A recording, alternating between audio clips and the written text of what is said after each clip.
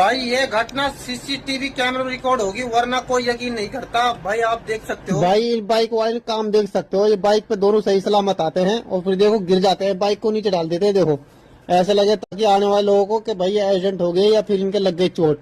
देखो रोड पे गिर गए, यानी कि दोनों बंदे, बाइक भी गिर दी और दोनों इस तरीका से गिर गए कि ऐसे लग रहा है कि देखने में भाई इनके जो है चोट लग गई ज्यादा।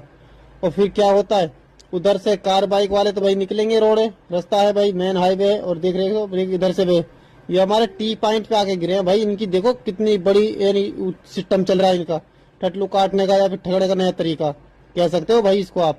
ये बाइक वाले एक्टिवा वाले आते हैं और एक्टिवा वाले देख कर रुक जाते हैं कि भाई कि भाई ये तो सच में इनके साथ दुर्घटना होगी या फिर एक्सीडेंट हो गए। वो लड़की है लेफ्ट वाली, राइट वाला बंदा है देखो फोन भी कर रहा किसी को कि भाई यहाँ आ जाओ कि यहाँ ऐसे ऐसे हो गया। देखो लड़की, अभी दोनों बेहोश पड़े, दोनों बंदे इनको देख रहे हैं।